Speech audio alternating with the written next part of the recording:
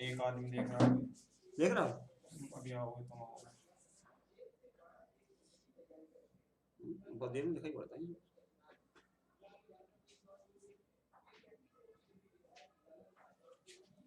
तीन आदमी देख रहे हैं। हेलो दोस्तों, कैसे हैं आप? आज हम आपके साथ में एक लाइव सेशन कर रहे हैं, question and answer about weaving calculation. तो दोस्तों जल्दी जल्दी कीजिए, जल्दी जल्दी लाइव आइए, इससे कि हम अपना तो सेशन है जल्दी चालू कर सकें। दोस्तों आप जो भी क्वेश्चन हो आपका, जो भी कोई डाउट हो वीविंग कैलकुलेशंस के बारे में, वो आप मुझसे कमेंट बॉक्स में पूछ सकते हैं। मैं आपको क्लियर करूंगा आपका डाउट।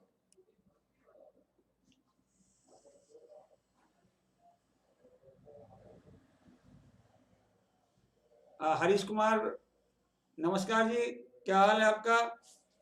और आप क्या पूछना चाहते हैं, बताइए आप।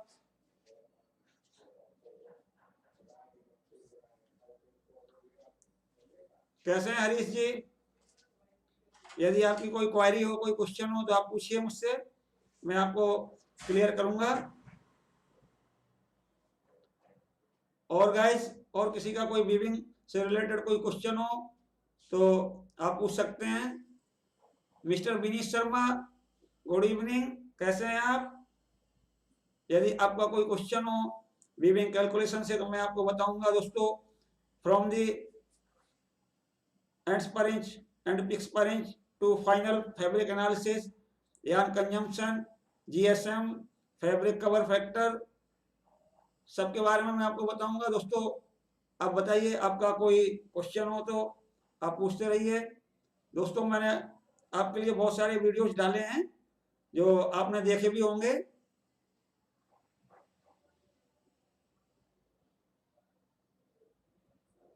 हरीश कुमार जी पूछ रहे हैं कि बाइंडिंग में टेंशन का क्या रोल है।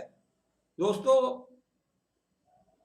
बाइंडिंग में टेंशन का इंपॉर्टेंट तो होता है कि यदि हम बाइंडिंग के दौरान टेंशन नहीं देंगे तो जो हमारा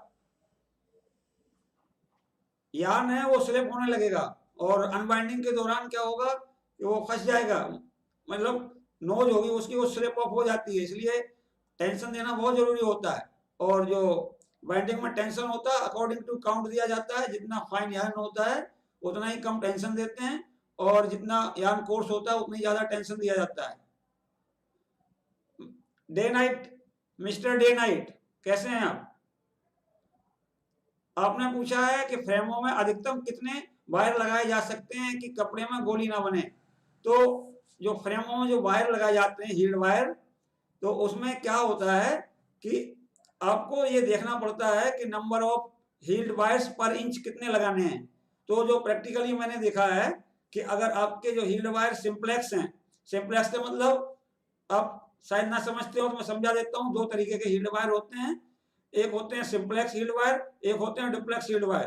तो दोस्तों जो सिंप्लेक्स हील्ड वायर होते हैं वो सारे के सारे हील्ड वायर एक जैसे होते हैं, और जो डुप्लेक्स हील्ड वायर होते हैं तो उनमें दोस्तों क्या होता है कि एक फ्रेम में दो तरीके के हील्ड वायर डाले जाते हैं। उनमें जो आई होती है हील्ड आई, वो थोड़ी सी आगे पीछे हो जाती है, मतलब स्टैगरिंग हो जाती है, जिससे कि वहां पे स्पेस बन जाता है। यदि आप सिंप्लेक्स हील्ड वायर यूज कर रहे हैं तो आपको क्या करना है कि जो आपका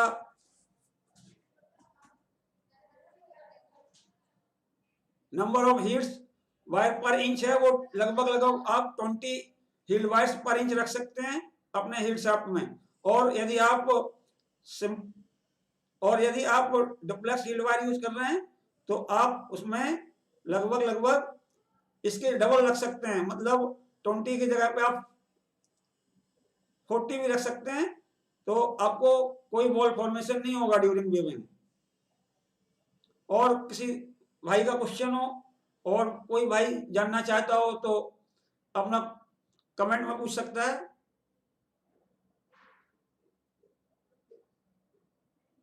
मिस्टर डे नाइट भी कल एक बात पूछ रहे थे मेरे से, साइजिंग के बारे में पूछ रहे थे कि जो हमारा साइजर है वो बाहर से कराते हैं हम साइजिंग और वीविंग अलग होती है, तो उनका जो यार्न कंजम्पशन है वो बैठ नहीं रहा है।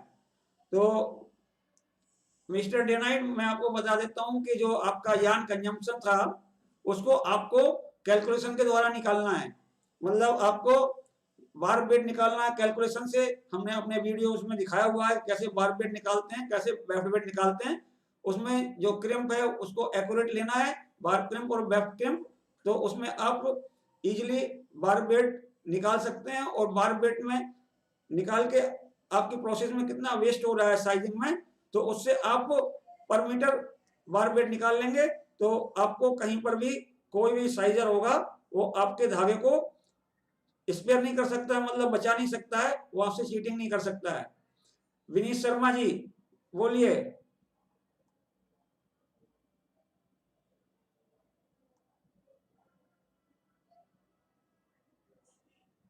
विनीत शर्मा जी पूछ रहे हैं कि इनको वाइंडिंग का 4 ईयर का एक्सपीरियंस है और ये वीविंग में जाना चाहते हैं सैम्पलिंग डिपार्टमेंट में।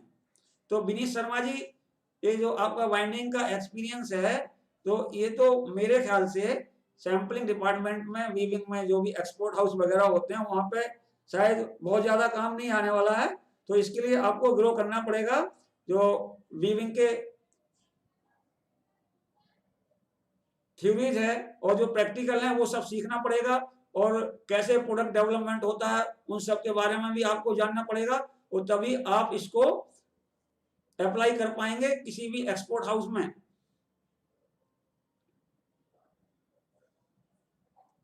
और कोई भी भाई हो या कोई भी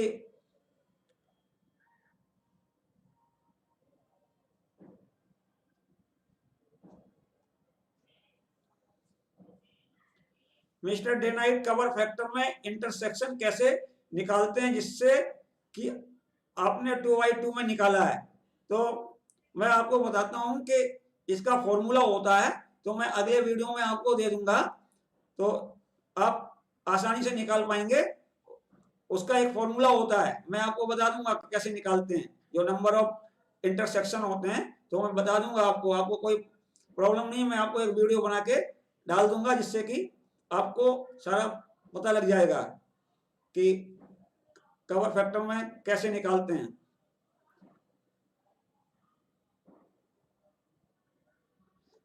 विनीत शर्मा पूछ रहे हैं कि यदि उनको अपनी लाइन चेंज करनी है वाइंडिंग से, कहीं पे एक्सपोर्ट हाउस वगैरह में सैंपलिंग में जाना है या वीविंग में सैंपलिंग में जाना है, तो वो कहाँ से स्टार्ट करें? तो मैं उनको बताता हूं कि आपको सबसे पहले हमारा जो फर्स्ट वीडियो है फैब्रिक एनालिसिस का, उसको देखना है। तो जब आप फैब्रिक एनालिसिस देखेंगे तो आपको समझ में आ जाएगा कि फैब्रिक के अंदर क्या क्या होता है और कौन कौन से कपड़े कैसे कैसे बनते हैं। ये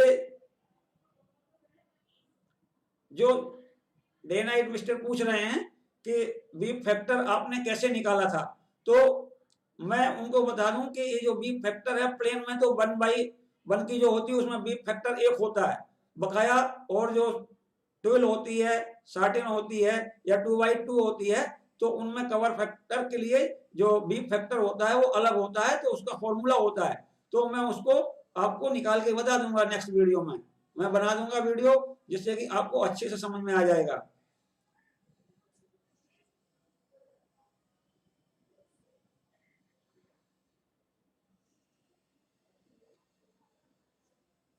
ये कौन है? Mister T the king gate के न्यूमेरिकल सॉल्व कराइए। मतलब जहां तक मैं समझ पा रहा हूं कि ये गेट की तैयारी कर रहे हैं भाई साहब, तो इनको कुछ न्यूमेरिकल वगैरह सॉल्व कराने हैं।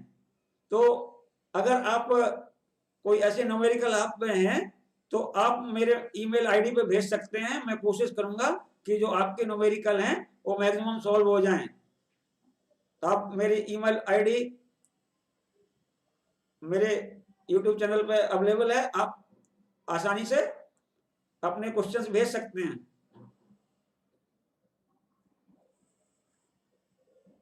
दोस्तों, ये मिस्टर विनीत शर्मा जो पूछ रहे थे, तो फैब्रिक एनालिसिस देखने के बाद में उनको सारे यान कंजम्पशन वगैरह है वो देखनी पड़ेगी, और इसके बाद में वो आपका जो बीव्स वगैरह है वो देखनी पड़ेगी।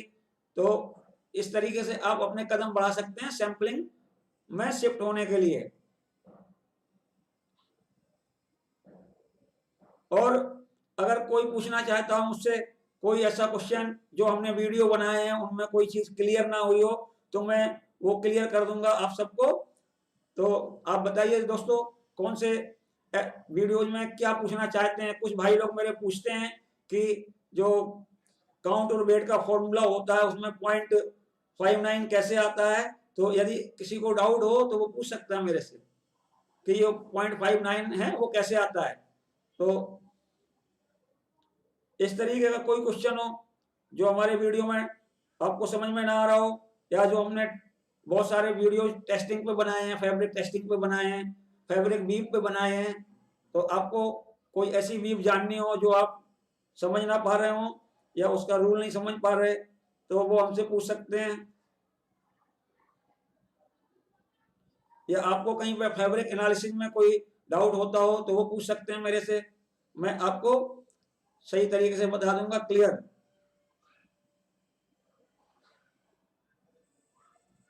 और कोई दोस्तों मेरा तो बताइए जिसको पूछना हो तो मैं आपको अच्छी तरीके से समझाऊंगा।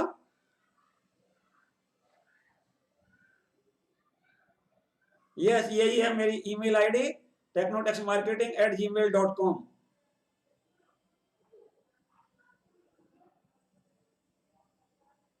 मिस्टर डे नाइट, आपको अगर कोई भी जितने भी वीडियो आपने देखे हैं, मैं समझता हूं कि आप मेरे सारे वीडियोस देखते हैं, तो आपने जो भी वीडियो देखे हैं अगर उसमें से कोई भी टॉपिक समझ में नहीं आया है तो आप मुझसे लाइव भी पूछ सकते हैं, और अगर आपको कहीं पे कोई डाउट क्लियर करना है तो आप मेरे ईमेल आईडी पर भी जा सकते हैं, वहां पर भी मैं बता दूंगा आपको जो भी आपकी प्रॉब्लम होगी वो सॉल्व हो जाएगी।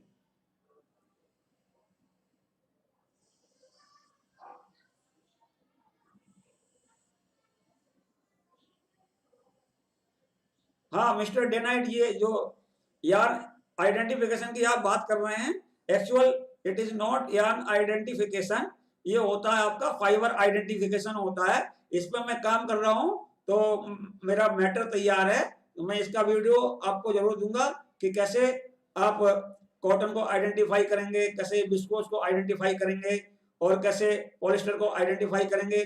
तो इसके कुछ तो टेस्ट जो होते हैं, जो इनिशियल टेस्ट होता है, मतलब प्रीलिमिनरी टेस्ट होता है, वो बर्निंग टेस्ट होता है, और बर्निंग टेस्ट के बाद में फिर उसका जो केमिकल टेस्ट करते हैं, तो वो सब करते हैं, मैं आपको बताऊंगा, वीडियो बना के बताऊंगा। विनीत शर्मा जी पूछ रहे हैं कि ये जो आपकी फैब्रिक एनालिसिस की वीडियो है कौन से प्लेलिस्ट में मिलेगी, तो मैं उनको बताता हूं कि ये जो वीडियो है हमारी फैब्रिक एनालिसिस की वो टेक्सटाइल कैलकुलेशंस के अंदर मिलेगी, तो आप इजीली देख सकते हैं। उस पर बहुत अच्छी अच्छी चीजें दी हुई हैं मैंने। जयदीप राजपूत जी नमस्कार, क्या हाल है?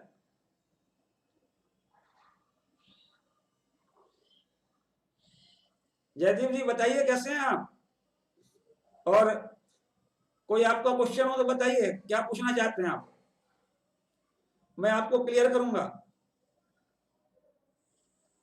आप मेरे वीडियो देखते हैं रेगुलरली?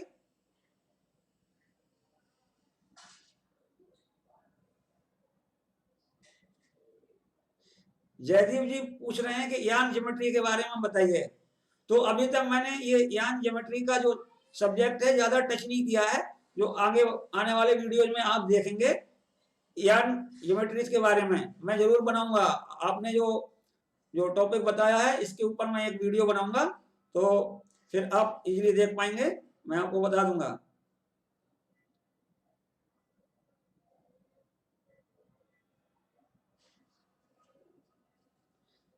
हरी हर्ष कुमार पूछ रहे हैं कि स्प्रिंग के ऊपर वीडियो, तो अभी जो हमारा वीविंग का टॉपिक चल रहा था तो हम बीच बीच में थोड़ा बहुत टच कर रहे थे, जैसे कि हमने बताया ट्रेस एनालिसिस कैसे करते हैं, वो स्प्रिंग का ही वीडियो था, और मैं आपको स्प्रिंग के वीडियो आगे बना मैं आपको स्प्रिंग के वीडियो बनाने वाला हूं, तो आप देखिएगा। हाँ, मैं डे नाइट में ये वीडियो अपलोड करूंगा जो यान आइडेंटिफिकेशन का है। आप चिंता मत कीजिए, मैं आपको यान आइडेंटिफिकेशन के वीडियो जरूर बनाऊंगा, जिससे कि आपको एक एक टेस्ट क्लियर हो जाएगा। जयदीप जी, वीडियो लाइक करने के लिए धन्यवाद। आप ऐसे ही मेरे वीडियो देखते रहिए और मैं आप सभी लोगों के लिए वीडियो बनाता रहूंगा रेगुलरली, नए नए टॉपिक लेके आता रहूंगा। और जो आपने यान ज्योमेट्री की बात की है तो उसके बारे में मैं आपको अगले वीडियोज में आपको देखने को मिलेगा।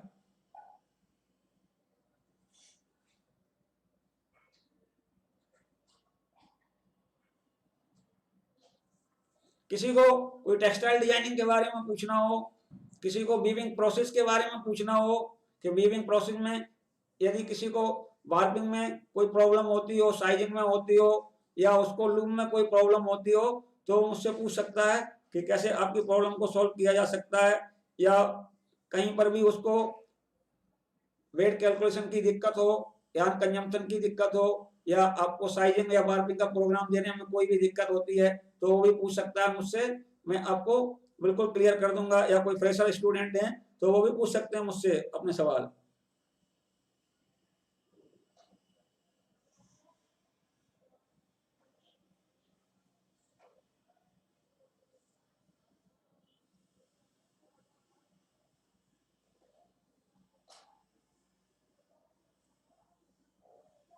हाँ, day night, mister day night पूछ रहे हैं कि माइक्रो फिलामेंट किसे कहते हैं। तो एक मोटी मोटी सी मैं डेफिनेशन बता देता हूँ। माइक्रो फिलामेंट का मतलब होता है, सपोज करिए आपका 80 डेनियर का यार्न है, या सपोज करिए आपका 150 डेनियर का कोई पॉलिस्टर यार्न है, तो उसके जो क्रॉस सेक्शन में जो फिलामेंट आएंगे वो 150 से ज्यादा होने चाहिए। मतलब आपका जो मोनोफिलामेंट उसमें यूज किया है मल्टी फिलामेंट यार्न में, उसका जो डेनियर होना चाहिए 1 से कम होना चाहिए। जो 1 डेनियर से कम जो फिलामेंट होता है उसको माइक्रो डेनियर कहते हैं। और जो माइक्रो डेनियर होता है और यदि हम कपड़े में यूज करते हैं तो उसकी जो मॉइस्चर एब्जॉर्बेंसी बढ़ जाती है एक तो, और जो कपड़े का जो लुक होता है वो रिच दिखने लगता है। कई सारे इफेक्ट आते हैं उस पर, आपकी एयर परमेबिलिटी भी बढ़ सकती है, उसकी ब्रीथेबिलिटी बढ़ जाती है। तो आप लोग देखिए, नेक्स्ट में हम माइक्रो फाइबर पर भी वीडियो बनाने वाले हैं। जब हम पॉलिस्टर फाइबर पर डिटेल में वीडियो बनाएंगे तो आप देखना माइक्रो फाइबर का भी हम आपको यूजेज भी बताएंगे और उसका सब कुछ डिटेल बताएंगे दोस्तों।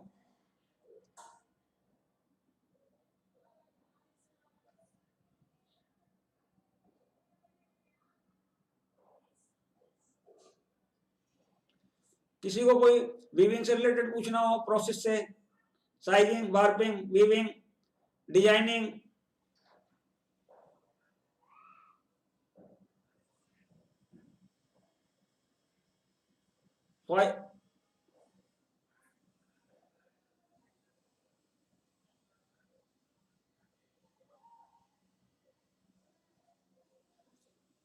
हर्ष कुमार पूछ रहे हैं कि ये एनआईटी जालंधर से बीटेक कर रहे हैं, तो टेक्सटाइल टेक्नोलॉजी से कर रहे हैं। तो इनका कहना है कि मुझे कौन सी लाइन में जाना चाहिए, मैन्युफैक्चरिंग, फैब्रिक मैन्युफैक्चरिंग या स्पिनिंग में।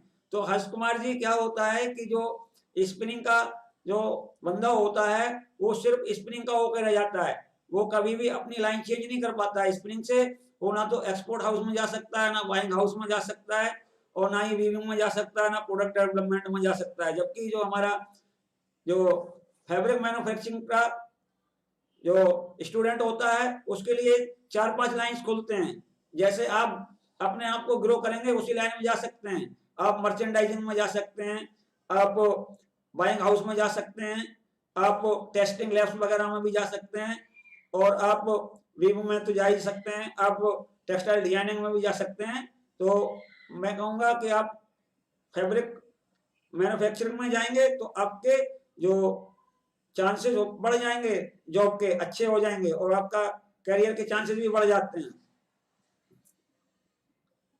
जयदीप राजपूत पूछ रहे हैं कि सर यार्न जीएसएम निकालने के कोई आसान तरीके हों तो बताओ, और जीएसएम कौन सा अच्छा होता है, ज्यादा पॉइंट या कम पॉइंट वाला, मतलब कि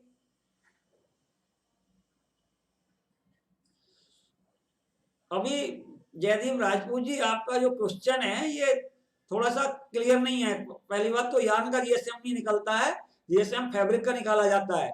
और तरीके की बात करें जीएसएम निकालने के तो दो तीन तरीके से जीएसएम निकाले जाते हैं। और जो जीएसएम होता है कपड़े का वो 0.124 ग्राम नहीं होता है। ये या तो 124 जीएसएम होगा या 126 जीएसएम होगा।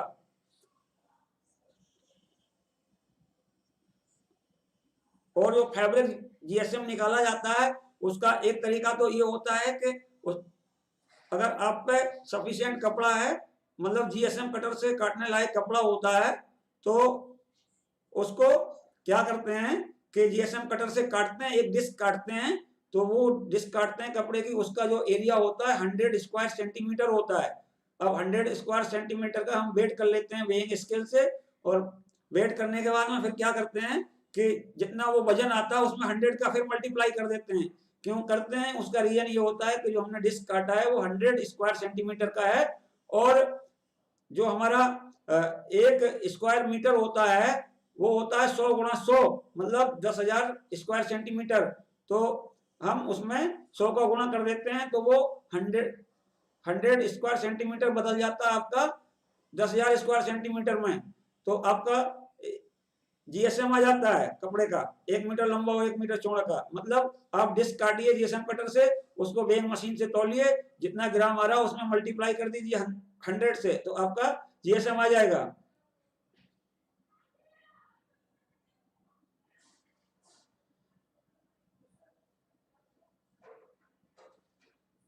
ये लाइव वीडियो अपलोड करने की बात कर रहे हैं मिस्टर डे नाइट, तो ठीक है मैं कर दूंगा इसको अपलोड।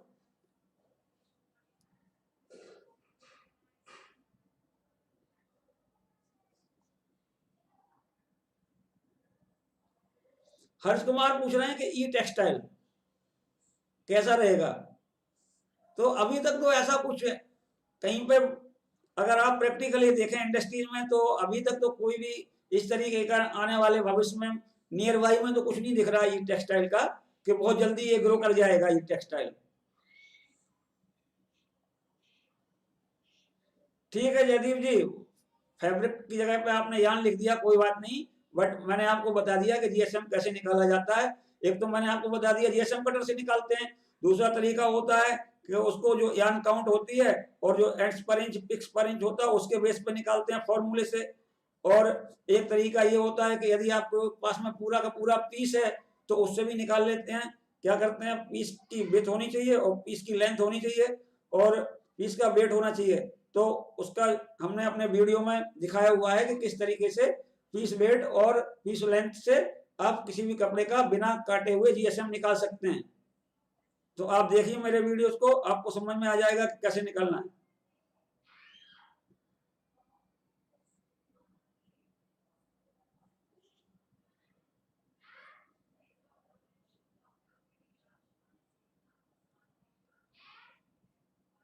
और कोई पूछना चाहता हो, कोई प्रॉब्लम हो तो मैं आपको बताता हूँ।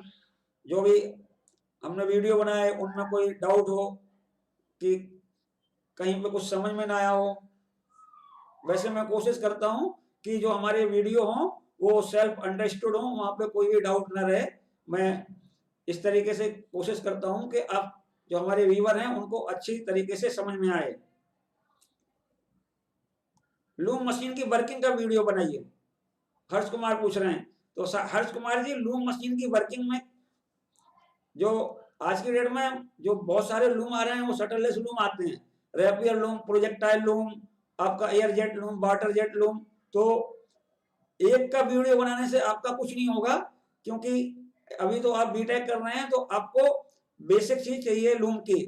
जैसे कि आपका जो शटरलेस सिस्टम होता है, शटरलेस रैपियर होता है, वो कैसे वर्क करता है, क्या प्रिंसिपल होता है उसका, या जो प्रोजेक्टाइल सिस्टम होता है वो कैसे वर्क करता है। कन्वेंशनल लैंड का, कन्वेंशनल लूम का, ठीक है मैं कन्वेंशनल लूम का एक वीडियो बनाऊंगा जिसमें मैं सारे पार्ट और उनके फंक्शन वो कैसे वर्क करता है तो मैं सारा बताऊंगा आपको।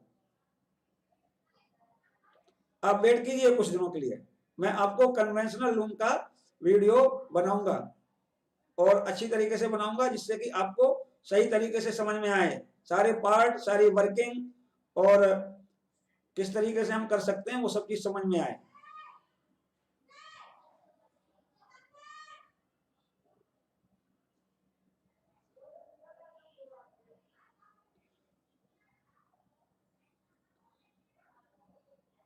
ठीक है हर्ष कुमार जी, और कुछ पूछना हो, जैसे कि जो फैब्रिक एनालिसिस होता है तो लोगों को क्या पढ़ाया जाता है दोस्तों वहां पे, कि जो मेन चीज होती है, जैसे कि सपोज करिए कि आपको बारकोड वेब का आइडेंटिफिकेशन करना है, तो आप बारकोड वेब का आइडेंटिफिकेशन कैसे करेंगे उसके बारे में जो आपको पढ़ाया जाता है, हमने भी बीटेक किया था तो वो चीज हमें भी नहीं बताई गई थी वहां पे।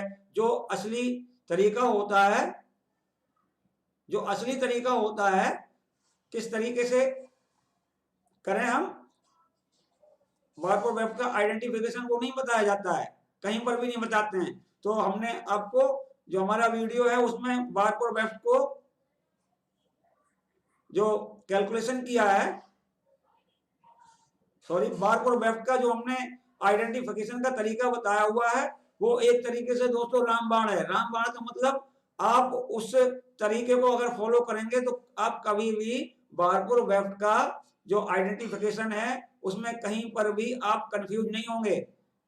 तो वो तरीका होता है, आपको कपड़े के अंदर डेंट मार्क देखना है, और डेंट मार्क क्या होता है कि जो रीड होती है, जो डेंट वायर होता है कपड़े के अंदर, वो अपना स्पेस छोड़ता है, तो उस स्पेस को आपको बिग ग्लास की सहायता से पकड़ना होता है, तो उससे आप बड़ी इजीली देख सकते हैं।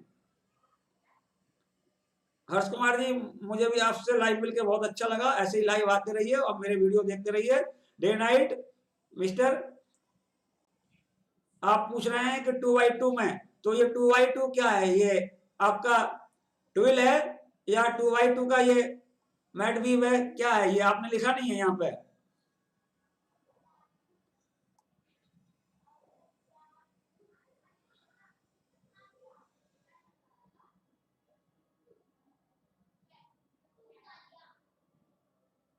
ये 2x2 की ट्विल वीव भी हो सकती है और 2x2 की मैट वीव भी हो सकती है, तो यहाँ पे कंफर्म नहीं है।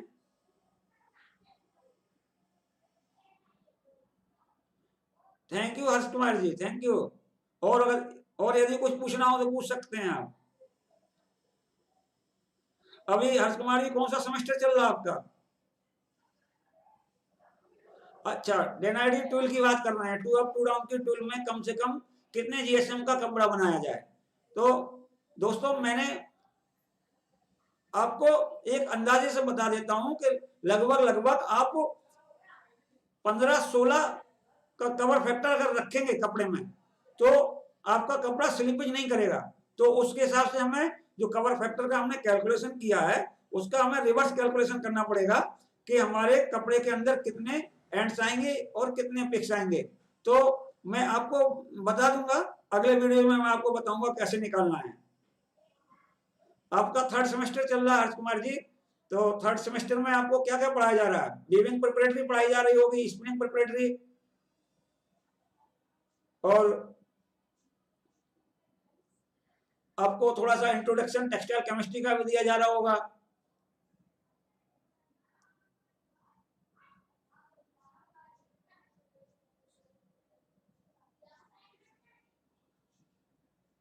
हाँ, तो मैं बात कर रहा था जो बारकोड वेब के आइडेंटिफिकेशन की, तो वो बहुत अच्छा तरीका है। आपको अंडरलाइट देखना है तो जो वेफ्ट होता है कपड़े में हमेशा स्ट्रेट चलता है, और जो बार का धागा होता है तो लूम से उतरने के बाद में क्या होता है, जब उसकी विड्थ श्रिंक करती है तो वो इवन श्रिंकेज नहीं होता है, कहीं पर कम होता है कहीं पर ज्यादा होता है, तो अनइवन गैप दिखता है बार बार के बीच में। तो उससे आप जो बार की डायरेक्शन होती है वो इजिली आप आइडेंटिफाई कर सकते हैं, वो सबसे बढ़िया तरीका होता है।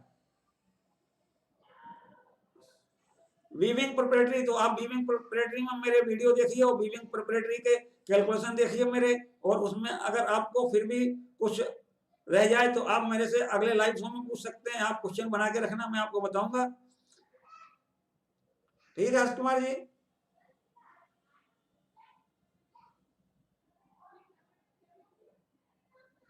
आपको यदि कहीं पर भी कोई दिक्कत आए वीविंग प्रिपरेटरी में, तो आप बिल्कुल भी बिना हेजिटेशन के पूछ सकते हैं, क्योंकि मेरा जो सब्जेक्ट है, जो सब्जेक्ट वीविंग का बहुत स्ट्रॉन्ग है। मैं आपको वीविंग के बारे में सब कुछ बता दूंगा, जो आपका बाइंडिंग है, वार्पिंग है, साइजिंग है, ड्राइंग इन है, आपकी लूमिंग है, लूमिंग में कौन से मोशन होते हैं, और लूमिंग में आप कौन सी सेटिंग करते हैं, कितने प्रकार के लूम होते हैं, क्या क्या होता है, कौन कौन से वीव होते हैं, सब बता दूंगा।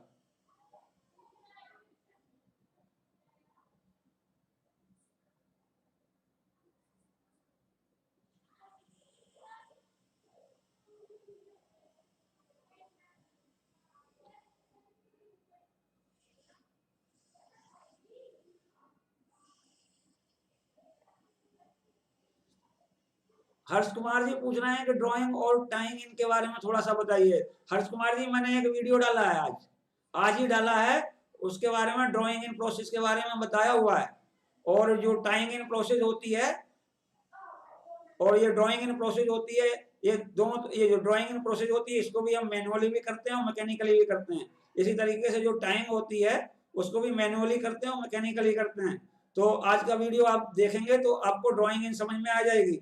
और ये जो टाइंग इन का वीडियो है मैं नेक्स्ट में डालने वाला हूँ कि किस तरीके से मैकेनिकली आप उसको टाइंग इन कर सकते हैं, मतलब नोटिंग मशीन की सहायता से, और हाथ से कैसे करेंगे तो आपको समझ में आ जाएगा।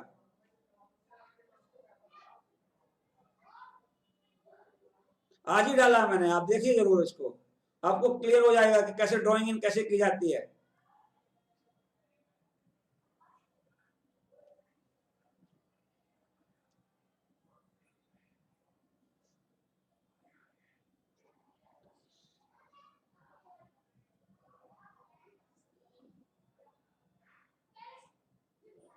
कपड़े का अगर जीएसएम निकालना हो कैलकुलेशन की सहायता से तो कैसे निकालेंगे, वो भी मैंने वीडियो बनाया हुआ है।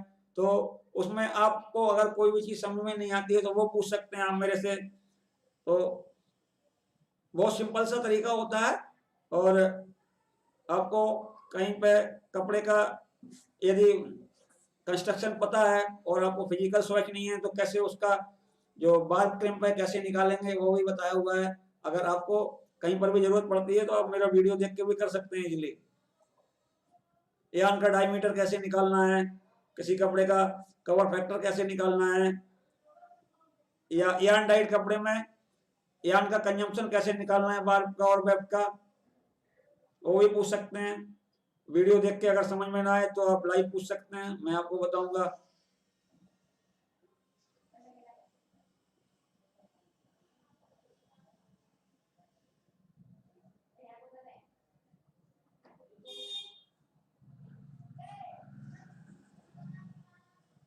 और किसी का क्वेश्चन हो कोई जो हमसे जानना चाहता हो,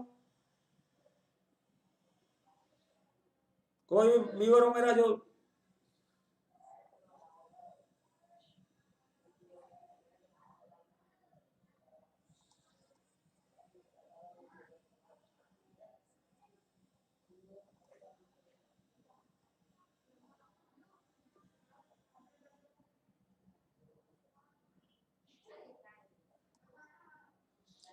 जयदीप राजपूत जी पूछ रहे हैं कि सर ये बताइए कि कोई यार्न का वार्पिंग करना हो और उसको कितने एंड्स हों तो हम डायरेक्ट और सेक्शन दोनों रूट से लेते हैं और क्यों ऐसा करते हैं।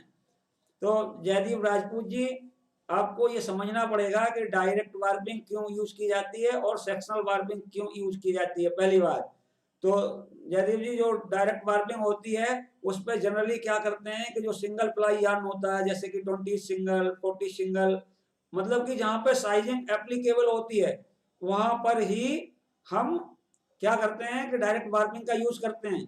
और जो आप एंड्स की बात कर रहे हैं तो उसमें क्या होता है कि जो एंड्स होते हैं आपके, वो तो आपके कपड़े पर डिपेंड करते हैं कि आपके कपड़े में कितने ईपीआई हैं और कपड़े की फैब्रिक विड्थ क्या है, तो उसी हिसाब से करते हैं।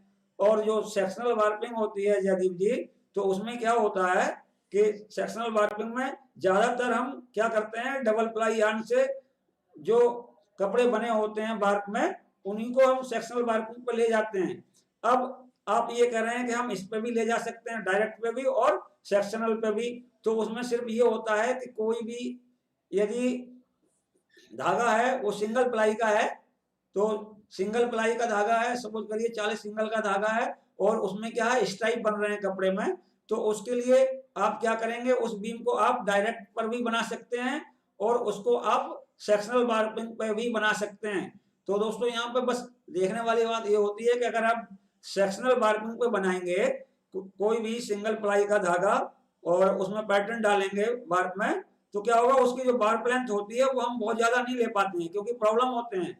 और हम इसको यदि डायरेक्ट वार्पिंग पे लेंगे तो इसमें क्या होगा कि जो हमारी वार्प लेंथ होगी वो मैक्सिमम ले सकते हैं, तो उसमें यार्न वेस्ट कम होता है। बट प्रॉब्लम कहाँ पे आएगी, यदि आपके कपड़े के अंदर जो स्ट्राइप हैं बहुत पतले पतले हैं, तो उसको आपको सेक्शनल वार्पिंग पे ही उसकी जो वार्पिंग करनी पड़ेगी सिंगल प्लाई की धागे की, और उस बीम को आप डायरेक्ट ले जाएंगे साइजिंग पे, तब आप साइजिंग करेंगे तो वहां पे क्या होता है कि जो आपका पैटर्न होता है वो डिस्टर्ब नहीं होता है, सीधा सीधा निकल जाता है। और यदि आपका जो कपड़ा है उसमें पैटर्न है जो स्ट्राइप का, वो पतले पतले स्ट्राइप है, और आप यदि उसको डायरेक्ट वार्पिंग से करते हैं तो आपका जो पैटर्न है वो डिस्टर्ब होने का चांस बहुत ज्यादा होता है, तो वहां पे दिक्कत होती है। हर्ष कुमार जी पूछ रहे हैं कि डेनिम फैब्रिक बनाने के लिए वार्पिंग में क्या करना पड़ता है। तो हर्ष कुमार जी, ये जो आपका डेनिम फैब्रिक होता है, तो इसमें एक जो वार्प होता है वो तो डाइड होता है, वो वेफ्ट होता है, वो नेचुरल होता है। नेचुरल का मतलब ऑफ वाइट होता है। तो इसमें क्या करते हैं कि जो आज के डेट में क्या हो रहा है कि जो साइजिंग मशीन आती है उसी के साथ में अटैचमेंट लगा होता है यार्न डाइंग का, तो उसमें क्या करते हैं डायरेक्ट बीम डाइंग होती जाती है इंडिगो डाई में, और इंडिगो डाई में बीम डाइंग होके फिर क्या होता है कि आपका डायरेक्ट बीम बन जाता है, आपको बाहर से कहीं पर भी यार्न डाई कराने की जरूरत नहीं पड़ती है।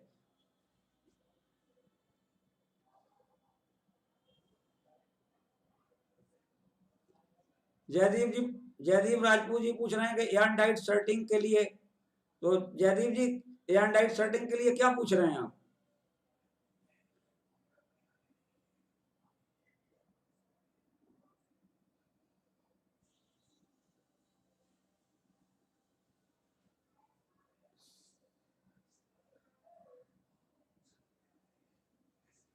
डे नाइट जी पूछ रहे हैं कि जो फैब्रिक डाइंग होती है इस पे पूछ रहे हैं कि जो डाई होती है वो कितने तरीके की होती है। तो मैं बता देता हूं, जो हमारे डे नाइट सर पूछ रहे हैं, तो उसमें जो हमारी डाइज होती हैं, तो जो कॉटन होता है उसके ऊपर तो रिएक्टिव डाइज यूज करते हैं, और ज्यादातर करते हैं आज की डेट में रिएक्टिव डाइज कॉटन के ऊपर बहुत ज्यादा यूज होती है। और कहीं कहीं पे जहाँ पे फास्टनेस की ज्यादा जरूरत नहीं होती है, मतलब वॉशिंग फास्टनेस की, तो वहां पे हम डायरेक्ट डाइज भी यूज करते हैं, और कहीं कहीं पर वेट डाइज भी यूज करते हैं, बट बहुत कम मात्रा में करते हैं क्योंकि बहुत कॉस्टली पड़ती है वेट डाइज। और जो पॉलिस्टर होता है उसके ऊपर जो डाई यूज होती है वो डिस्पर्स डाई यूज होती है, और जो हमारा नाइलॉन वगैरह होता है उसके ऊपर एसिड डाई वगैरह यूज होते हैं। तो कई तरीके के डाई होते हैं, तो अलग अलग जो फाइबर होते हैं उन पर अलग अलग डाई यूज किए जाते हैं। जितने भी सेलुलोजिक फैब्रिक होते हैं या फाइबर होते हैं उनके ऊपर रिएक्टिव डाइज इजिली काम कर जाता है और फास्टनेस भी अच्छी आती है।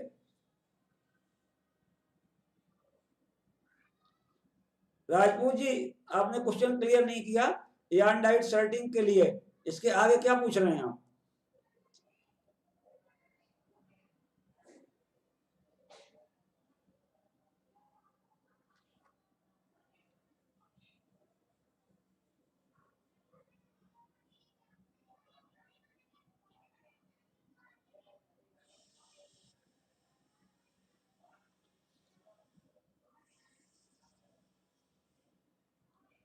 राजपूत जी कंफर्म कीजिए, आप आपका क्वेश्चन क्या है यार्न डाइट शर्टिंग के लिए? अच्छा, जहां तक मुझे लगता है कि आप उसके बारे में पूछ रहे हैं जो कि डायरेक्ट वार्पिंग और सेक्शनल वार्पिंग के बारे में।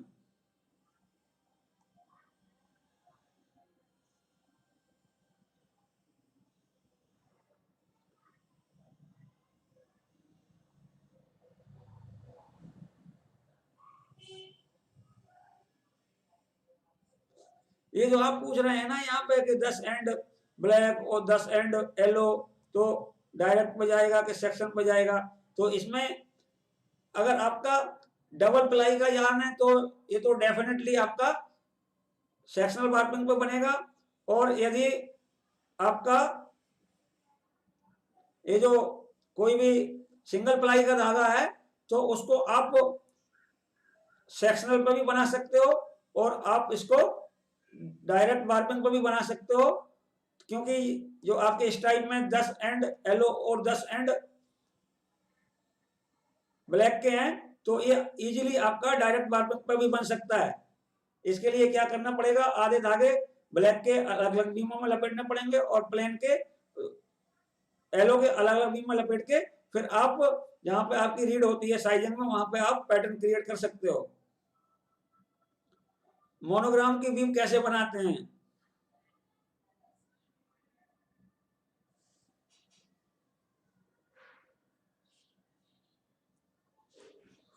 शायद आप पूछना चाह रहे हैं डेनाइट जी कि ये जो 4 अप वन डाउन और 3 अप वन डाउन की आपको कैसे बीम बनानी है मोनोग्राम में।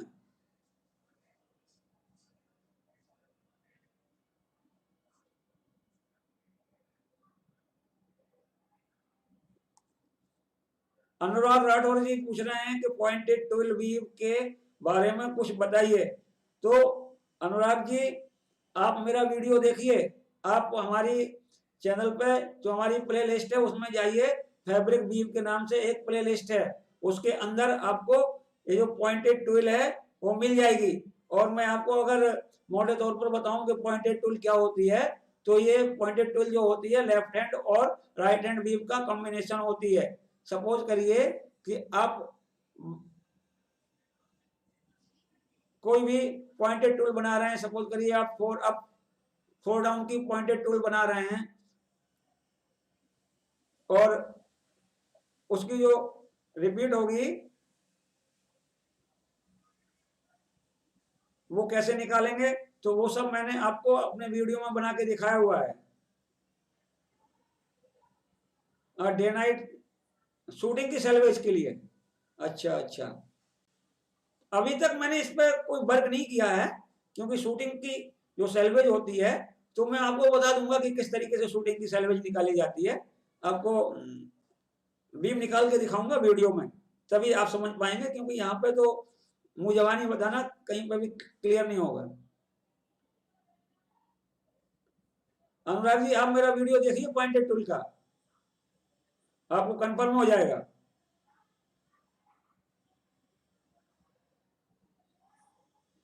और कोई बीम जाननी हो अनुराग जी तो पूछ सकते हैं आप। बहुत सारे बीम्स के वीडियो मैंने बनाए हुए हैं और बहुत सारे बीम्स के वीडियो में और आगे बनाने वाला हूं।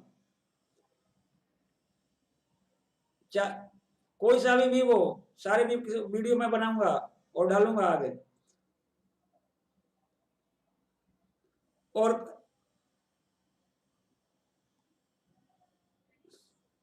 जयदीप राजपूत जी पूछ रहे हैं कि सर्टिंग में मोनोग्राम सैलवेज कैसे बनाते हैं, तो मैंने अभी ऊपर बताया ना कि सैलवेज में मोनोग्राम कैसे बनाते हैं, तो इसका मैं अलग से वीडियो बना के डालूंगा तभी आपको समझ में आएगा, क्योंकि ऐसे तो आपको कुछ समझ में नहीं आएगा मुंह जबानी बताने से।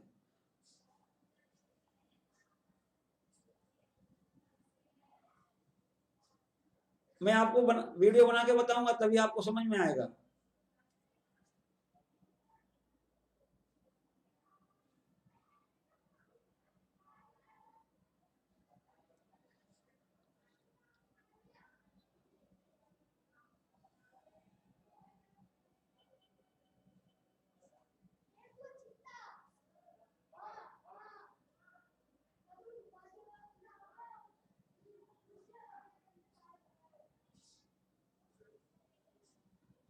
अनुराग जी पूछ रहे हैं कि रेगुलर और इरेगुलर ट्विल बीम के बारे में भी कुछ बताइए।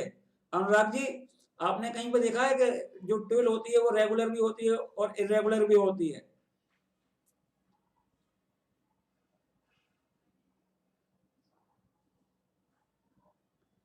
ये जो ट्विल होती है, जहां तक मैंने देखा है कि ट्विल तो हमेशा रेगुलर ही होती है रेगुलर और इरेगुलर तो आपका सर्टेन में होता है, या आपके जो रिब बीब वगैरह होते हैं उनमें होता है। ट्यूल में रेगुलर और इरेगुलर नहीं होता है, इसमें तो लेफ्ट हैंड ट्यूल होता है, राइट हैंड ट्यूल होता है, स्टीप ट्यूल होता है, लो ट्यूल होता है।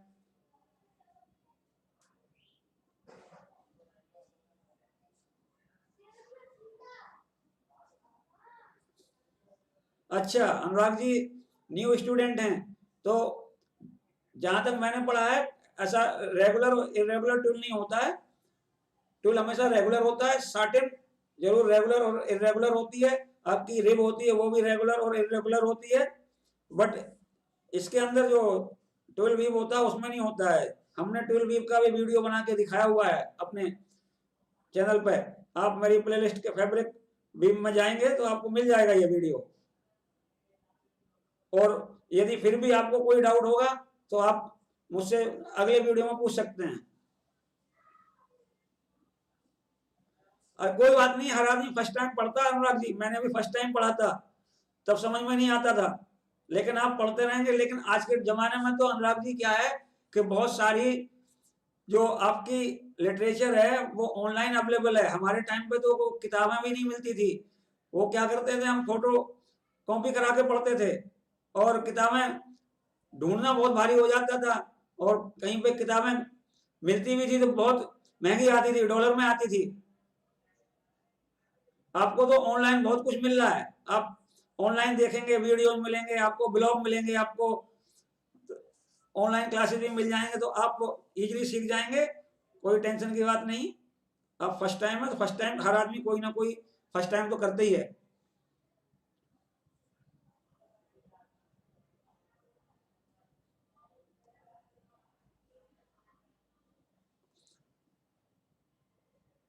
और किसी व्यूअर को कुछ पूछना हो, कुछ ऐसा, या कोई स्टूडेंट है जो क्लियर करना चाहता है, या कोई टेक्नीशियन वगैरह,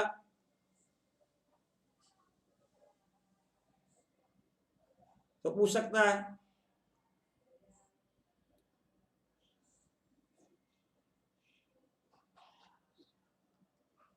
कोई भी ऐसा टॉपिक वीविंग का या डिजाइनिंग का या आपका फैब्रिक टेस्टिंग का या आपका यार्न टेस्टिंग का, जैसे कि सीएसपी कैसे निकालते हैं आपका, या आपका यार्न का काउंट कैसे निकालते हैं, डिफरेंट डिफरेंट टाइप के काउंट क्या होते हैं, उनके सबके रिलेशन क्या होते हैं, वो सब जानना चाहते हो। अनुराग राठौर जी,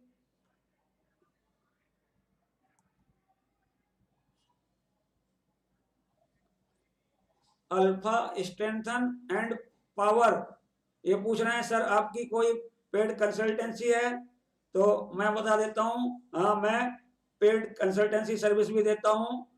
आपके जो वीविंग के प्रोजेक्ट वगैरह होते हैं उनके बारे में, जो किसी को वीविंग का प्रोजेक्ट लगवाना है या कहीं पर भी कोई इस तरीके की कोई प्रॉब्लम आती है उसको सॉर्ट आउट करवाना है, तो इन सब के बारे में मैं ऑनलाइन कंसल्टेंसी भी देता हूँ।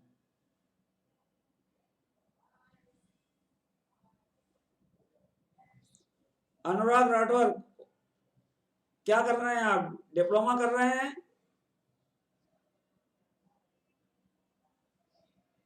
अनुराग राठौर जी आप डिप्लोमा कर रहे हैं या आप बीटेक कर रहे हैं?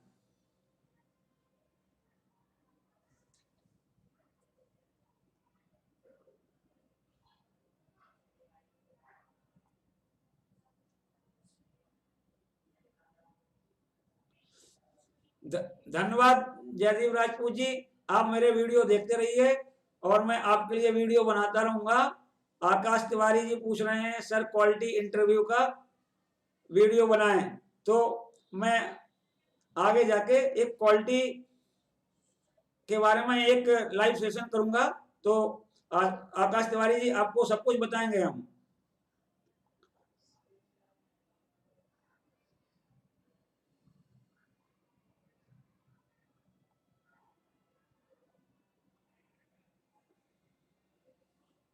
अनुराग राठौर जी डिप्लोमा कर रहे हैं, कौन से ईयर में, फर्स्ट ईयर में? वो कहां से करना है?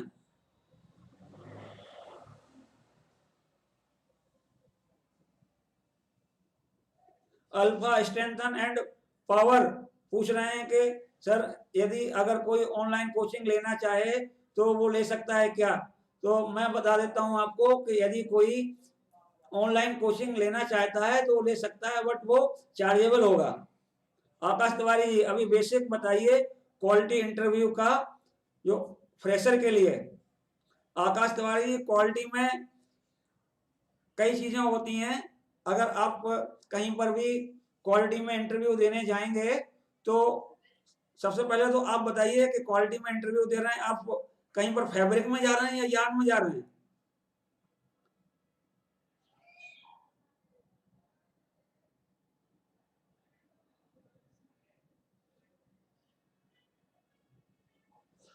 अनुराग राठौर थर्ड सेमेस्टर में गवर्नमेंट पॉलिटेक्निक फर्रुखाबाद में है, बहुत अच्छी बात है।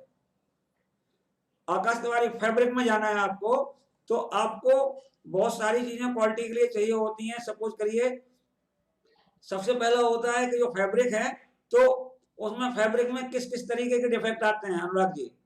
तो जो बड़े बड़े डिफेक्ट होते हैं, मतलब जो मेनली आते हैं, वो होता है आपका मिसिंग एंड होता है, आपका मिसिंग पिक होता है, आपका जो मिसिंग पैटर्न हो सकता है, मिसिंग डिजाइन हो सकता है, आपका जो कलर के बैंड हो सकते हैं, और आपका थिक एंड हो सकता है या थिक प्लेस थिन प्लेस हो सकते हैं, स्लब भी हो सकते हैं। तो ये तो होता है आपका जो फैब्रिक डिफेक्ट होता है। और इसके अलावा जो अगर वो पूछेगा कि जो कपड़ा है उसका जीएसएम का क्या मतलब होता है, तो आपको पता होना चाहिए कि जीएसएम का क्या मतलब होता है। यदि आपको नहीं पता है तो आप मेरे वीडियोस देखिए।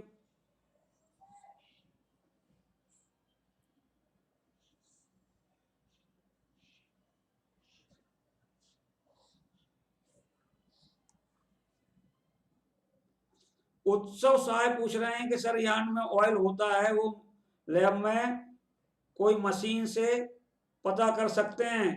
तो मेरे ख्याल से तो इस तरीके की कोई मशीन नहीं होती है कि जिससे ऑयल का पता लग जाए। बट हाँ, अगर किसी कपड़े में अगर ऑयल है और उस कपड़े को हम ऐसे ही ग्रे फॉर्म में अगर हम डाई करते हैं तो आपको पता जरूर लग जाएगा, वो वहां पे अनइवन डाइंग आ जाएगी तुरंत के तुरंत, तो आपको पता लग सकता है। डे नाइट जी पूछ रहे हैं आप कहाँ रहते हैं, तो मैं डे नाइट जी को बता देता हूँ, मैं दिल्ली एनसीआर में रहता हूँ, मतलब गाजियाबाद में रहता हूँ, उत्तर प्रदेश में। उत्सव साय कह रहे हैं पॉलिस्टर यार्न, पॉलिस्टर यार्न में ऑयल तो लगा होता है, जो एंटी स्टेटिक ऑयल होता है वो लगाते हैं, और उसका पता तो मेरे ख्याल से कोई मशीन तो ऐसी होती नहीं है। अगर आप वॉशिंग करेंगे तो हो सकता है कुछ पता लगे, ज्यादा श्योर कंफर्म नहीं कर सकता मैं। आकाश तिवारी जी पूछ रहे हैं प्लीज सर काउंट का और बताएं, एक्सप्लेन। काउंट का मैं बता देता हूं आकाश तिवारी जी, जो यार्न होता है, तो अगर जो आपका 2-3 काउंट बहुत पॉपुलर होते हैं, 4 काउंट बहुत पॉपुलर है टेक्सटाइल इंडस्ट्री में। एक होता है न्यू इंग्लिश काउंट, तो न्यू इंग्लिश काउंट की जो डेफिनेशन होती है number of hands of 840 yard in A pond. और जो एक होती है एनएम काउंट होती है, उसको बोलते हैं न्यू मीट्रिक काउंट। जो न्यू मीट्रिक काउंट होती है आकाश तिवारी जी, तो उसमें क्या होता है कि एक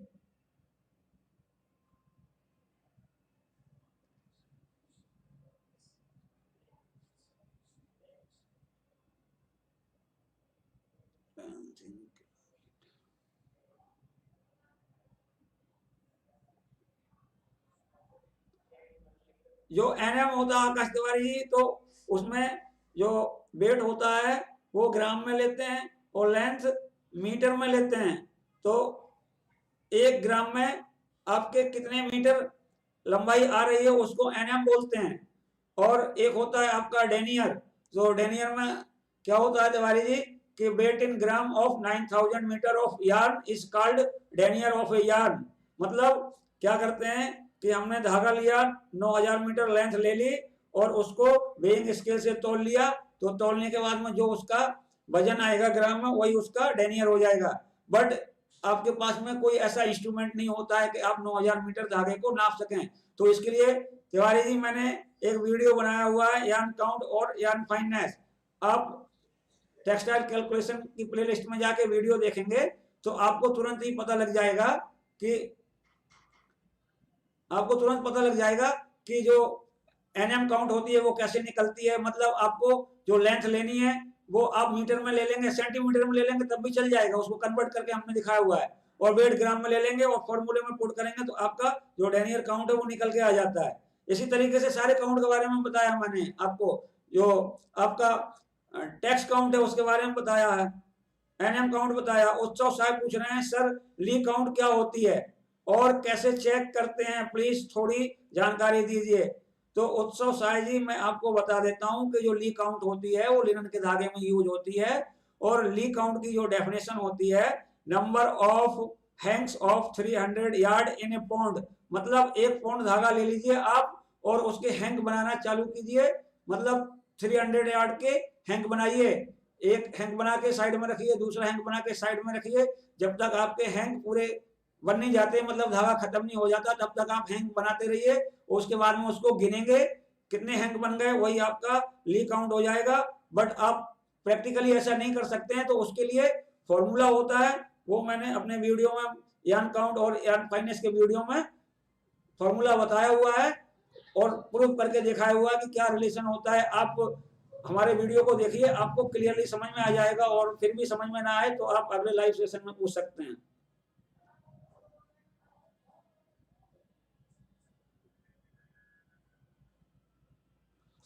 डे नाइट जी पूछ रहे हैं कि बीम डाया क्या होता है। तो डे नाइट जी बीम डाया क्या होता है, जो बीम होता है मशीन का, तो उसमें क्या होता है कि एक बीम बैरल लगा होता है। तो एक तो एम्प्टी बीम डाया होता है और एक होता है फुल बीम का डाया होता है। तो आप अपने बीम पर पूरा धागा लपेट दीजिए, उसके बाद में उसका जितना भी डाया आ रहा है, या सपोज करिए आप इंची टेप से उसकी सरकमफ्रेंस नाप लीजिए और सरकमफ्रेंस नाप के आप जो फॉर्मूला होता है 2 पाई आर, तो उससे आप इजीली जो सरकमफ्रेंस बराबर होती है 2 पाई आर, तो उससे आप इजीली बीम का डाया निकाल सकते हैं। मतलब जब आपकी रेडियस आ जाएगी तो आपका वो भी आ जाएगा डाया। और जो आप कह रहे हैं कि बीम फॉलिंग रिपोर्ट निकालते हैं, तो बीम फॉलिंग रिपोर्ट का मतलब ये होता है कि जो उसका जो लेंथ होता है बीम का वो आपको मालूम होता है और आपको ये भी मालूम होता है कि जिस लूम पे वो बीम चल रहा है उसकी पर डे प्रोडक्शन क्या है।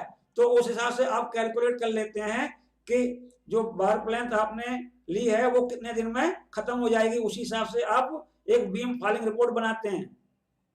अनुराग राठौर जिनिंग के बारे में भी बताइए कुछ। तो अनुराग राठौर जी मैं आपको बता देता हूं कि जिनिंग एक प्रोसेस होती है।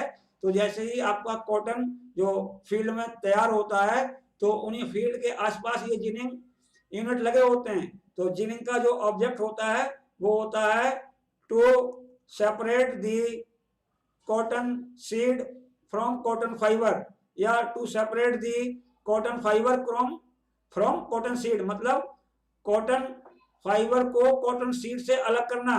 मतलब जो हमारे कॉटन बॉल के अंदर जो कॉटन के सीड होते हैं वो बिल्कुल अलग हो जाते हैं और हमारा जो यार्न जो हमारा फाइबर होता है कॉटन का वो सिर्फ फाइबर रह जाता है उसके अंदर और कोई सीड वगैरह नहीं होता है।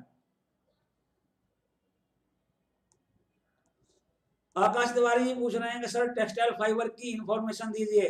तो टेक्सटाइल फाइबर तो बहुत सारे होते हैं आकाश जी। आपका जैसे आप देखेंगे कि यदि आप नेचुरल फाइबर में जाएंगे तो नेचुरल फाइबर में आपको दो तरीके के मिलेंगे। एक होता है आपका जो एनिमल से प्राप्त होता है और एक होता है जो हमें जो पेड़ पौधों से प्राप्त होता है। तो जो एनिमल से प्राप्त होता है उसमें आपकी सिल्क आती है, उसमें आपकी ऊल आती है, और जो हमें जो वेजिटेबल वगैरह से प्राप्त होता है उसमें आपका कॉटन होता है, आपका लिनन होता है, हेम्प होता है, बनाना फाइबर होता है, कपोक होता है, सिसल होता है, कॉयर फाइबर होता है। और आपका जो मैन मेड फाइबर होते हैं तो उनमें भी दो तरीके के होते हैं। एक तो होते हैं जो कि हाइड्रोकार्बन से बने होते हैं और दूसरे होते हैं जो आपके रीजनरेटेड होते हैं। तो जो रीजनरेटेड फाइबर होते हैं तो उसमें कुछ तो कॉटन लिंट से बनते हैं जिसको हम विस्कोज रेयन बोलते हैं, एसीटेट रेयन बोलते हैं, और आपका क्यूप्रोमेनियम रेयन बोलते हैं, और कुछ जो विस्कोस फाइबर होते हैं वो आपके बने होते हैं वुड पल्प से बनते हैं, जैसे कि आपका मॉडल फाइबर वो आपके बीच ट्री होती है उसके वुड पल्प से बनता है। एक फाइबर होता है आपका टेंसिल, वो आपके बीच बिर्च ट्री होता है तो उसके वुडन पल्प से बनता है, बट प्रोसेस जो होती है वो विस्कोज वाली ही होती है।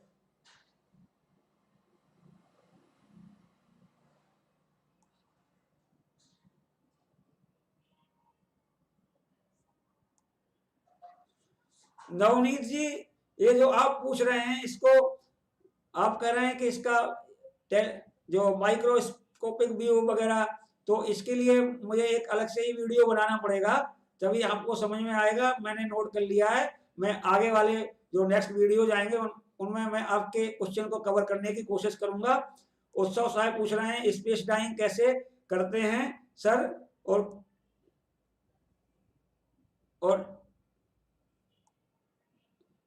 उत्सव साहब जी जो स्पेस डाइंग होती है वो यान डाइंग में होती है, तो उसमें जो मशीन होती है उसकी टेक्नोलॉजी होती है कि उसको जो दो कलर करते हैं उसमें, तो पहले उसको एक लाइट कलर करते हैं, इसके बाद में जो डार्क वाला कलर होता है उसको इंजेक्ट किया जाता है। तो इस तरीके की टेक्नोलॉजी होती है, उसमें रिपीट वगैरह होती है कि कितना पोर्शन हमें किस कलर का रखना है, तो उसमें आप हाफ हाफ कर सकते हैं। सपोज करिए आपको 10 इंच की रिपीट रखनी है और आपको ब्लैक और व्हाइट करना है, तो उसमें आप क्या करेंगे कि जो डाइंग करेंगे तो पहले आप उसको व्हाइट कर लेंगे, मतलब ऑफ व्हाइट कर देंगे, उसके बाद में आप उसको ब्लैक कलर से इंजेक्ट करेंगे, जस्ट लाइक इंजेक्शंस वगैरह उसी तरीके का टेक्नोलॉजी होता है, तो उससे आप डाई कर सकते हैं इजीली। बट इसमें क्या होता है कि जो रिपीट साइज होता है वो फिक्स नहीं होता है, वेरी करता है। और आप ऊपर कौन देखेंगे तो कुछ दिखाई देगा और नीचे कौन देखेंगे तो कुछ दिखाई देगा। और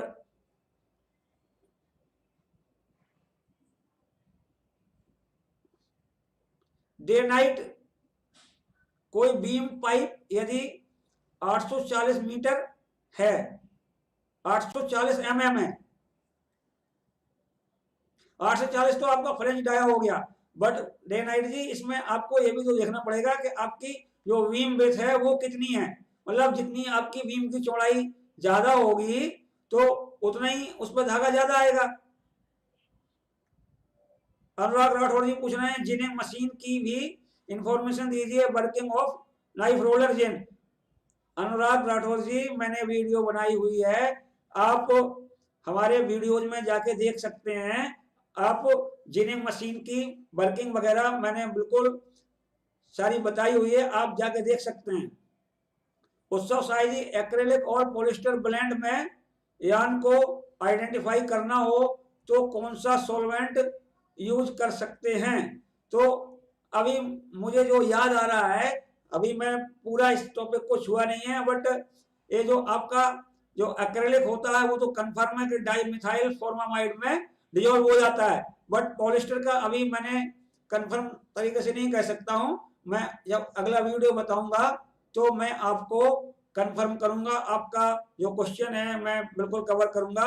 जब हम फाइबर आइडेंटिफिकेशन का वीडियो बनाएंगे तो मैं आपको जरूर बताऊंगा।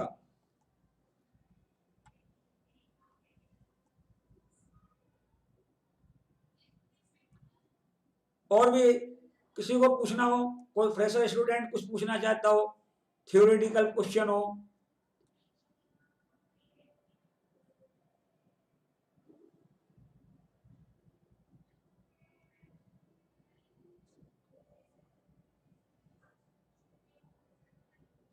अंकुश शर्मा कह रहे हैं कि पॉलिस्टर इन मेटाक्रोसोल। अंकुश शर्मा जी ये जो मेटाक्रोसोल होता है तो ये तो आपका कंफर्मेशन टेस्ट होता है। ये जो मेटाक्रोसोल में हम टेस्ट करते हैं पॉलिस्टर को, ये होता है आपका कंफर्मेशन टेस्ट। बट इसका जो प्रीलिमिनरी टेस्ट होता है वो दूसरा होता है, अभी मैं कंफर्म नहीं हूं, मैं आपको बताऊंगा। अनुराग राठौर जी थैंक यू वीडियो देखने के लिए।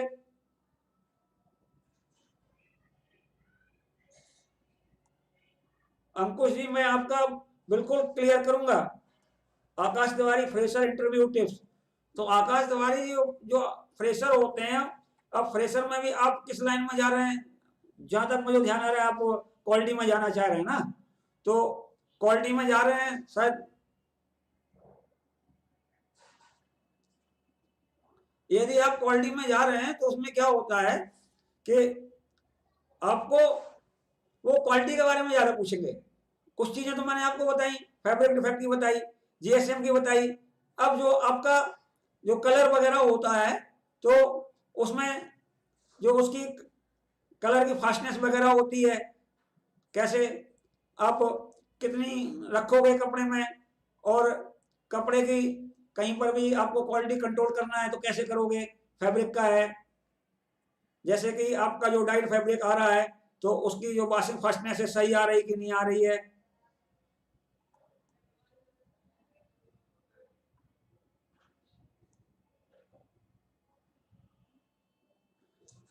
उत्सव साहब पूछ रहे हैं कि यान के अंदर मॉइस्चर परसेंटेज कितना है, जो पैकेज उनको मिला है तो उसमें कोई हम इलेक्ट्रॉनिक डिवाइस यूज कर सकते हैं क्या? तो बिल्कुल यस कर सकते हैं। आज के डेट में मॉइस्चर मीटर आ रहे हैं जो कि डिजिटल मॉइस्चर मीटर होते हैं। आप विद इन ए सेकेंड अपने यार्न में मॉइस्चर टेस्ट कर सकते हैं। जो आज की डेट में मॉइस्चर मीटर आ रहे हैं तो उनमें 4-5 टाइप के फाइबर से आप मॉइस्चर चेक कर सकते हैं। तो आपको वो मोड सिलेक्ट करना पड़ेगा। कॉटन का मोड सिलेक्ट कर सकते हैं आप, पॉलिस्टर का, नायलॉन का और रेयन वगैरह करके आप जैसे ही जो उसका सेंसर होता है आप पैकेज के अंदर इंसर्ट करेंगे तो आपको तुरंत ही पता लग जाएगा कि आपका जो मॉइस्चर परसेंट है वो कितना है, तुरंत के तुरंत आ जाता है। और उसमें ध्यान ये रखना पड़ता है यदि आप पैकेज में कर रहे हैं तो पैकेज में करने के लिए क्या करना पड़ेगा आपको, जो कोन के जो लेयर होते हैं, जो इनसाइड की लेयर में भी चेक करेंगे आप, मिडिल साइड की लेयर में भी चेक करेंगे और टॉप लेयर में भी चेक करेंगे। और इसी तरीके से आप जो कोन की जो नोज होती है ऊपर साइड में चेक करेंगे, बॉटम साइड में चेक करेंगे। इसके बाद उसका एवरेज लेंगे तो आपका जो मॉइस्चर परसेंटेज है वो निकल के आ जाएगा।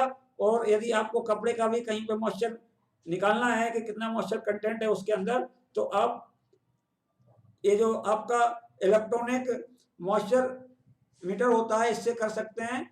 बट उसमें क्या होता है कि जो सेंसर होता है वो चेंज हो जाता है।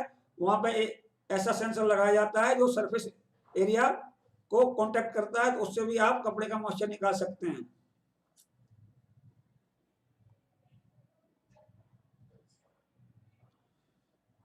हर्ष कुमार पूछ रहे हैं कि जो ड्रम बाइंडिंग होती है वो सबसे ज्यादा यूज क्यों होती है।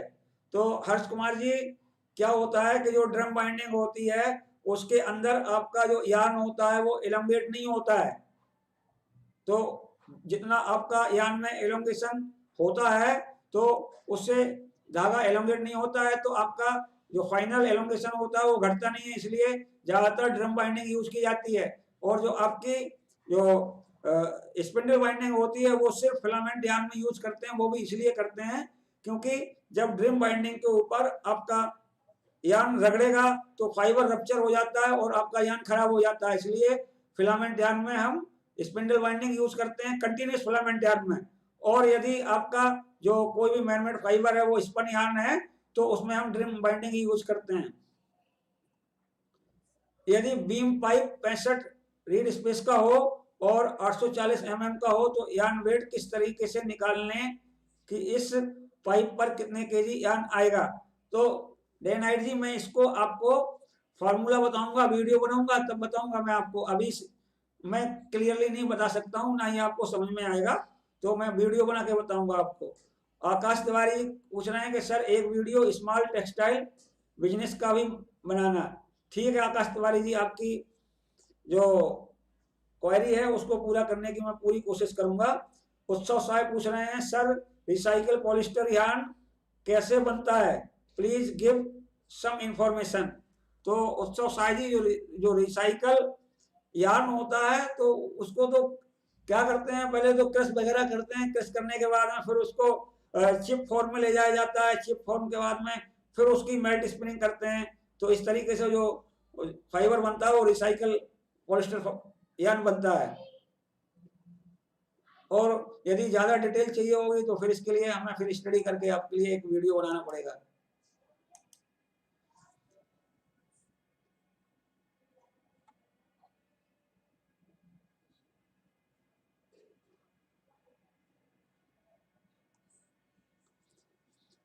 हर्ष कुमार जी बहुत बहुत शुक्रिया वीडियो देखने के लिए, लाइव जुड़ने के लिए।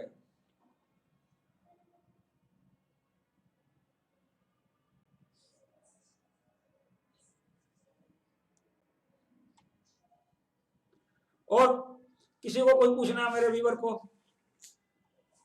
कोई छोटी कोई क्वेरी हो जो आपको जानना हो?